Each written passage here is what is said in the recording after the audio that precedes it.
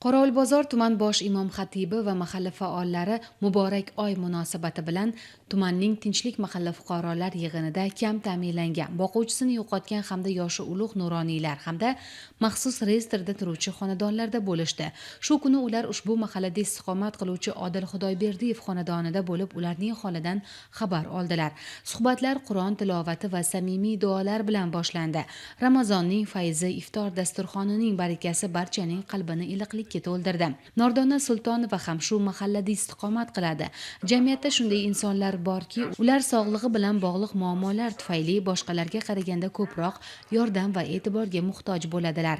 Nordona opa kundalik hayotda ayrim qiyinchiliklarga duch kelsa ham sabr, toqat va matonat bilan yashashga harakat qilmoqda. Bu xonadon ham davlatimiz rahbarining muborak oyda ko'rsatayotgan bunday tashabbuslarni katta xursandchilik bilan qarshi oldi.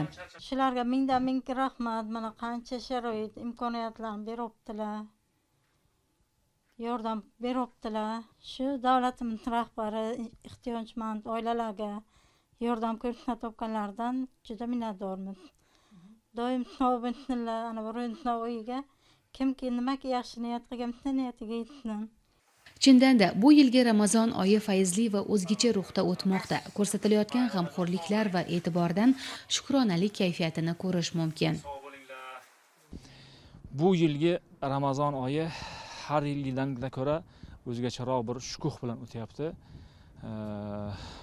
Muhtaram prezidentimiz ta'birlar bilan aytganda, bu yilgi Ramazon oyi mehr, muruvvat, hamjihatlik va shukronalik oyi sifatida o'tkazishlik deb belgilagan, ya'ni bergan ko'rsatmalariga muvofiq qarangki, butun yurtimiz bo'ylab ramazoniy kayfiyat, boshqacha bir kayfiyat, mana shunday bir shukronalik kayfiyati hukm surmoqda. Albatta bu yurtdagi tinchlikdan, xotirjamlikdan, osoyishtalikdan. Ramazon oyida mana shu bir go'zal tadbirlar, ya'ni ko'ngillarni obod qilish, hamjihatlik, shukronalik tadbirlari asosida bizni tumanimizda ham shu jumladan ko'pgina xonadonlarga, nogironligi bo'lgan, ehtiyojmand, ijtimoiy himoyaga muhtoj bo'lgan xonadonlarga tashrif buyurib, ularni ko'ngillarini ko'tarib, ularni duolarini olib, xursandchilik, ya'ni ramazoniy kayfiyatni ularni xonadonlariga bir olib kirishlikni niyat qilib, ko'pgina xonadonlarga kirib borilyapti.